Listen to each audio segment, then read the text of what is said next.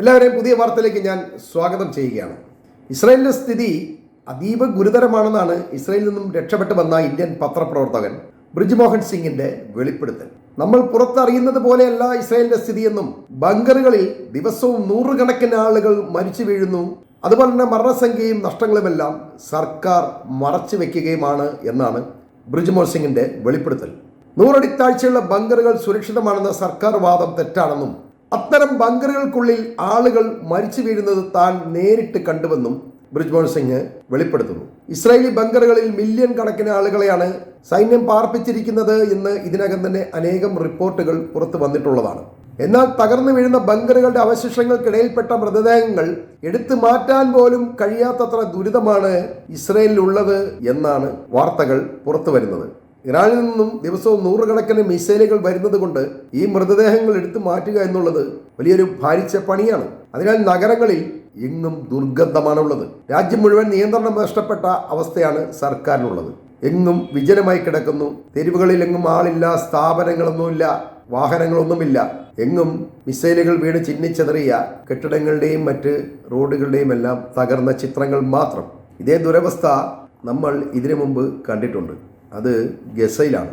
അന്ന് ഗസയിൽ ഇതുപോലെയായിരുന്നു. ചീഞ്ഞഴുകിയ മൃതദേഹങ്ങളുടെ അതിരൂക്ഷമായ ദുർഗന്ധവും തീ കൊണ്ട് കത്തിക്കരിഞ്ഞ ചാരവും അതിൻ്റെ അവശിഷ്ടങ്ങളുമെല്ലാം നിറഞ്ഞു നിൽക്കുന്ന, പൊതുവെ ഒരു മരണത്തിൻ്റെ ഗന്ധം നിറഞ്ഞു നിൽക്കുന്ന ഒരു അന്തരീക്ഷമാണ് ഗസയിൽ ഉണ്ടായിരുന്നത്. അതിപ്പോൾ ഇസ്രയേലിൽ നമുക്ക് കാണാൻ കഴിയും. എന്നാൽ ഇക്കാര്യങ്ങളൊന്നും പുറം ലോകം അറിയുന്നില്ല. അതല്ലെങ്കിൽ ഇസ്രയേൽ പക്ഷ മീഡിയകൾ ഇക്കാര്യം പുറത്തു വിടുന്നില്ല എന്നുള്ളതാണ് വാസ്തവം. കേവലം ഒരു മൃതദേഹം എവിടെയെങ്കിലും കിടന്ന് ചീഞ്ഞഴുകിയാൽ പോലും നമ്മുടെ നാട്ടിൽ അതിൻ്റെ ദുർഗന്ധം സഹിക്കാവുന്നതിലും അപ്പുറമാണ്. അപ്പോൾ ഇസ്രായേൽ പോലുള്ള ഒരു ചെറിയ രാജ്യത്ത് നിരന്തരം മിസൈലുകൾ വീഴുന്ന ടെല്ലവീവ് പോലുള്ള ഒരു ചെറിയ നഗരത്തിൽ പ്രേം മണക്കുന്നു എന്ന് ആർക്കും പറയാൻ കഴിയില്ലല്ലോ. ഇസ്രായേലിലെ വാർത്താ ഏജൻസികൾക്കും വിദേശ മാധ്യമ പ്രവർത്തകർക്കും മേൽ സൈനിക സെൻസർമാർ കർശന നിയന്ത്രണമാണ് ഏർപ്പെടുത്തിയിട്ടുള്ളത്. അവർ തയ്യാറാക്കുന്ന റിപ്പോർട്ടുകൾ പ്രസിദ്ധീകരിക്കുന്നതിന് മുൻപ് സൈന്യത്തിന്റെ അനുമതി വാങ്ങേണ്ടി വരുന്നുണ്ട്. തന്നെയുമല്ല, സുരക്ഷാ കാരണങ്ങൾ പറഞ്ഞുകൊണ്ട് ഇങ്ങനെ തയ്യാറാക്കുന്ന പല വിവരങ്ങളും വെട്ടിമാറ്റുകയും ചെയ്യുന്നുണ്ട് എന്ന് ബ്രിജ്മോഹൻ സിംഗ് വെളിപ്പെടുത്തുന്നുണ്ട്. ഈ വെളിപ്പെടുത്തൽ ഇസ്രായേൽ പക്ഷ ഇന്ത്യൻ ഗോതി മീഡിയകൾക്ക് വലിയ തിരിച്ചടിയാണ് ഉണ്ടാക്കിയിട്ടുള്ളത്. ഇതോടൊപ്പം അതിപ്രധാനമായ മറ്റൊരു വാർത്ത, കഴിഞ്ഞ ദിവസം നടന്ന ഇറാന്റെ മിസൈൽ ആക്രമണത്തിൽ ഇസ്രായേലിന്റെ വ്യോമസേനയുടെ തലവനായ ടോമർ ബാർ താമസിച്ചിരുന്ന സ്ഥലം തകർന്ന് തരിപ്പണമടിക്കുകയും അതിൽ ഈ സൈനിക തലവൻ അല്ലെങ്കിൽ വ്യോമസേന തലവൻ കൊല്ലപ്പെട്ടതായിട്ടുമാണ് റിപ്പോർട്ടുകൾ പുറത്തു വരുന്നത്. ഇയാൾ വ്യോമസേനയുടെ തലവനായത് 2022 ഏപ്രിൽ 4-നാണ്. ഇസ്രായേലിൽ ആദ്യമായിട്ടാണ് ഏറ്റവും ഉന്നതനായ ഒരു സൈനിക തലവൻ കൊല്ലപ്പെടുന്നത്. ഇസ്രായേലിന്റെ ഉന്നത നേതൃത്വങ്ങളെ ഇറാൻ ലക്ഷ്യം വയ്ക്കുന്നതിലൂടെ ഓരോ ദിവസവും സൈന്യം ദുർബലമാകുന്നു എന്ന സൂചനയാണ് നൽകുന്നത്. എന്നാൽ സംഭവിക്കുന്നത്, ഇസ്രായേൽ ഇങ്ങനെ ദുർബലമാകുന്നതോടെ മിഡിൽ ഈസ്റ്റിലെ അവരുടെ ആധിപത്യവും അവർ ലെബനോണിൽ നിന്നും സിറിയയിൽ നിന്നുമൊക്കെ പിടിച്ചെടുത്തിട്ടുള്ള ഗോലാൻ കുന്നുകൾ ഉൾപ്പെടുന്ന പ്രദേശങ്ങൾ നഷ്ടപ്പെടാനുള്ള സാധ്യതയും യുദ്ധകാര്യ വിദഗ്ധർ വിലയിരുത്തുന്നുണ്ട്. ഇറാന്റെ കാര്യത്തിൽ അമിതമായ നിയന്ത്രണങ്ങൾക്ക് അമേരിക്കയെ പ്രേരിപ്പിക്കുകയും ഇസ്രായേലിന്റെ സുരക്ഷയ്ക്ക് ഇറാൻ തടസ്സമാണെന്ന് ട്രംപിനെ തെറ്റിദ്ധരിപ്പിക്കുകയും ചെയ്തതാണ് രാജ്യത്തെ ഇപ്പോഴത്തെ ദുരന്തങ്ങൾക്ക് കാരണമെന്ന് മാധ്യമങ്ങൾ നെതന്യാഹുവിനെ സ്ഥിരമായി ഇപ്പോൾ കുറ്റപ്പെടുത്തിക്കൊണ്ടിരിക്കുകയാണ്. ഓരോ ദിവസവും കഴിയുന്തോറും ഇസ്രായേലിന്റെ അവസ്ഥ അതിദുരിതമായിട്ടാണ് സംഭവിച്ചുകൊണ്ടിരിക്കുന്നത്. ഈ യുദ്ധക്കെടുതിയിൽ നിന്നും രക്ഷപ്പെടാൻ കഴിയാത്ത വണ്ണം രാജ്യത്ത് ജനങ്ങൾ കുടുങ്ങിക്കിടക്കുകയാണ്. ഇറാന്റെ ഭാഗത്ത് നിന്ന് ആക്രമണം നിർത്താനുള്ള യാതൊരു നീക്കവും നടക്കാത്തതിനാൽ നെതന്യാഹുവും ട്രംപും വല്ലാതെ ഭയപ്പെടുന്നുണ്ട്. അതുകൊണ്ടാവാം US-ഉം ഇസ്രായേലിനും ഒരു വെടിനിർത്തലിനെ ഇറാനോട് അഭ്യർത്ഥിക്കുന്നു എന്നാണ് ഇറാന്റെ വിദേശകാര്യമന്ത്രിയായ അബ്ബാസ് അരക്ചിയുടെ വെളിപ്പെടുത്തൽ. ഇത് യുദ്ധത്തിൽ ഇറാന്റെ വിജയത്തെയാണ് സൂചിപ്പിക്കുന്നത്. നമ്മൾ പുറമേ കേൾക്കുന്നത് പോലല്ല, പിന്നിലൂടെ അവർ രഹസ്യമായി ഇറാനെ ബന്ധപ്പെടുന്നുണ്ട്. ഏതെങ്കിലും രീതിയിൽ യുദ്ധം അവസാനിപ്പിക്കാൻ കഴിയുമോ എന്ന് അവർ അന്വേഷിക്കുന്നുണ്ട്. ഇതിപ്പോൾ 2-ാം തവണയാണ് ട്രംപ് വെടിനിർത്തലിന് വേണ്ടി ഇറാനോട് അപേക്ഷിക്കുന്നത്. ഇതിനു മുമ്പ് ഒരു തവണ അഭ്യർത്ഥിച്ചിരുന്നതാണ്. അത് ഇറാൻ തള്ളുകയാണ് ഉണ്ടായത്. എന്നാൽ ഈ അഭ്യർത്ഥനയും ഇറാൻ തള്ളിക്കളയുന്നു എന്നാണ് അരക്ചി പറയുന്നത്. അതിന് കാരണമായി അരക്ചി പറയുന്നത്, ഇറാനും ഇസ്രയേലും അമേരിക്കയും തമ്മിലുള്ള യുദ്ധത്തിന് ശാശ്വതമായ ഒരു അന്ത്യം ഉണ്ടാകണം. ഞങ്ങളുടെ ജനങ്ങളുടെ സുരക്ഷയ്ക്ക് വേണ്ടി പോരാടുന്നത് തുടരണം എന്ന് ഞങ്ങൾ കരുതുന്നുണ്ട്. തന്നെയുമല്ല, ഇനി ഇസ്രയേൽ ഒരിക്കലും ഇറാനെ അലോസരപ്പെടുത്താനും ഞങ്ങളുടെ നേതാക്കളെ പിന്തുടരാനും ഇടവരരുത്. അതിനുവേണ്ടി ഞങ്ങൾ എത്ര ത്യാഗവും സഹിക്കാൻ തയ്യാറാണ്. യുദ്ധം എത്ര കാലവും മുന്നോട്ട് നീട്ടിക്കൊണ്ട് പോകാനും ഞങ്ങൾ തയ്യാറാണ് എന്നാണ് അദ്ദേഹം പറയുന്നത്. തന്നെയുമല്ല ഇതുവരെ ഇസ്രായേൽ ചെയ്തതിൻ്റെ ശിക്ഷ അവർ അനുഭവിക്കേണ്ടതുണ്ട് എന്ന് താക്കീത് നൽകുന്നുണ്ട്. അബ്ബാസ് അറക്ചി ഇങ്ങനെ പറയുന്നതോടെ ഇസ്രായേലിൻ്റെ കാര്യത്തിൽ ഏതാണ്ട് തീരുമാനമായി എന്നാണ് മനസ്സിലാക്കേണ്ടത്. അമേരിക്കയുമായോ ട്രംപുമായോ യാതൊരു ചർച്ചയുമില്ലെന്ന് ഇതിനകം തന്നെ ഇറാൻ പലതവണ പറഞ്ഞു കഴിഞ്ഞിട്ടുള്ളതാണ്. അവർ പറയുന്നത് ട്രംപ് എന്ന് പറയുന്നത് വായാടിയായ അല്ലെങ്കിൽ വാക്കുകൾക്ക് വിലയില്ലാത്ത ഒരു പ്രസിഡന്റാണ് എന്നാണ്. അയാൾ ചർച്ചകൾ നടത്തിക്കൊണ്ട് ആക്രമിക്കും. അത്തരക്കാരുമായി ചർച്ച ചെയ്ത് വെറുതെ എന്തിനാണ് സമയം കളയുന്നത് എന്നവർ ചോദിക്കുന്നുണ്ട്.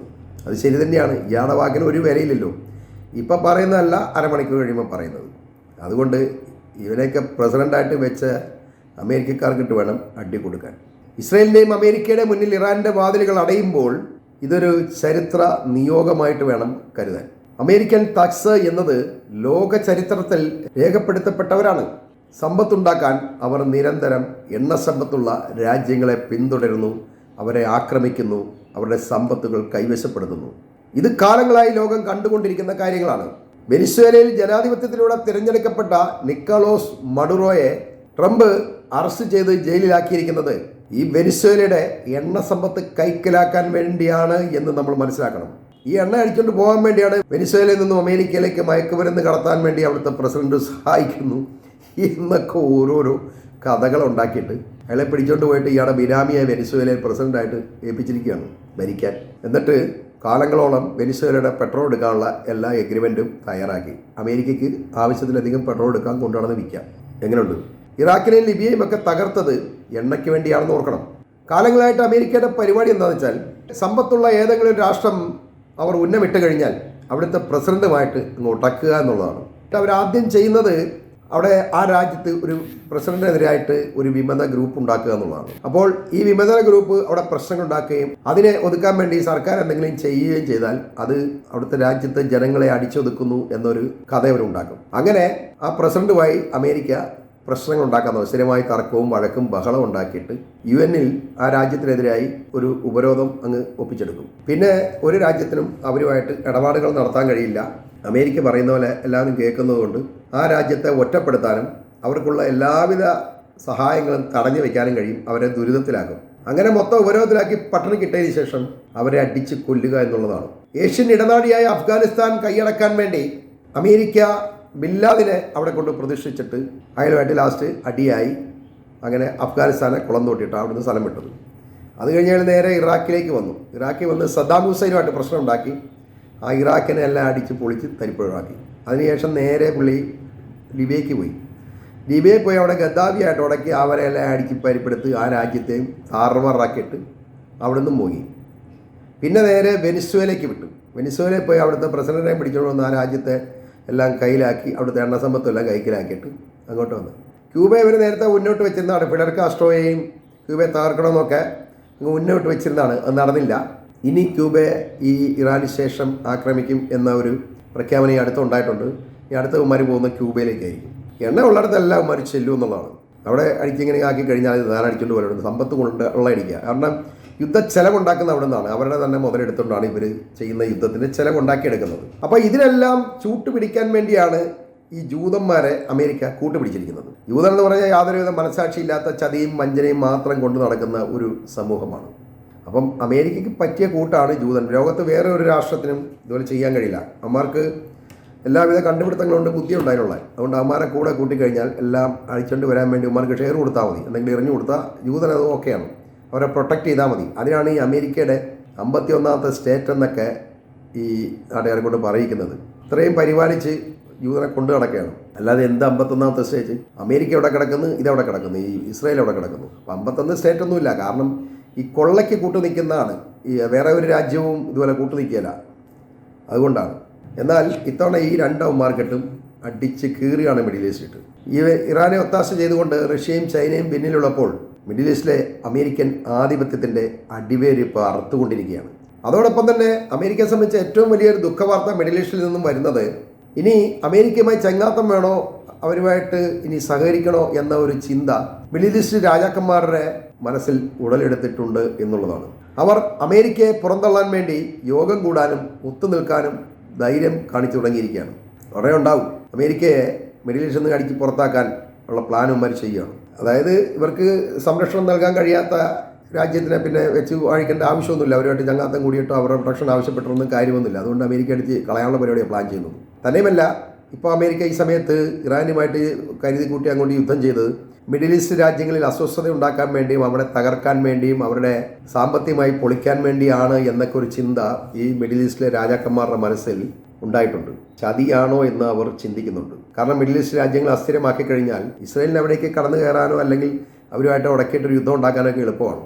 അതിപ്പം ഈ രാജാക്കന്മാരുടെ തലയിൽ വെളിച്ചം കയറാൻ തുടങ്ങിയിട്ടുണ്ട്. അവർക്കത് മനസ്സിലായിട്ടുണ്ട്. ഇതുവരെ ഷിയ സുന്നി എന്നൊക്കെ പറഞ്ഞ് മാറ്റി നിർത്തിയിരിക്കുകയായിരുന്നു. അപ്പം ഇറാനെ കൂടുതൽ പിണക്കണ്ട എന്ന് കരുതിയിട്ടാണ് അവർ ഇത് ഇപ്പോഴും തിരിച്ചടിക്കാത്തത്. അതിൻ്റെ ഇടയ്ക്ക് കഴിഞ്ഞ ദിവസം അമേരിക്ക ഒരു വ്യാജ ന്യൂസ് അടിച്ചിറക്കി. ഇറാൻ്റെ കുടിവെള്ള സ്രോതസ് മുഴുവൻ UAE അടിച്ചു പൊളിച്ചു എന്ന് പറഞ്ഞൊരു ന്യൂസൊക്കെ അടിച്ചിറക്കി. ഇത് അമേരിക്ക ഉണ്ടാക്കിയ വ്യാജ ന്യൂസാണെന്ന് UAE തന്നെ ഇപ്പോൾ അത് പരസ്യമായി പറഞ്ഞിരിക്കുകയാണ്. ഇതോടെ നാണം കെട്ടുപോയി. അങ്ങനെ അമേരിക്കയും ഇസ്രായേലും UAE നടത്തിയ എല്ലാ ആക്രമണങ്ങളും ഒരു പരിധിവരെ വ്യാജമാണ് എന്നുള്ളതാണ് യാഥാർത്ഥ്യം. എന്തായാലും മിഡിൽ ഈസ്റ്റിലെ രാജാക്കന്മാർ ഇങ്ങനെ ഒത്തുകൂടുന്നതും അമേരിക്കക്കെതിരെ തിരിയുന്നതും ലോകം ഒരു പുതിയ ക്രമത്തിലേക്ക് മാറുന്നു എന്നതിൻ്റെ സൂചനയായിട്ട് വേണം കാണാൻ. എന്തായാലും ഈ വാർത്തകൾ ഞാനിവിടെ അവസാനിപ്പിക്കുകയാണ്.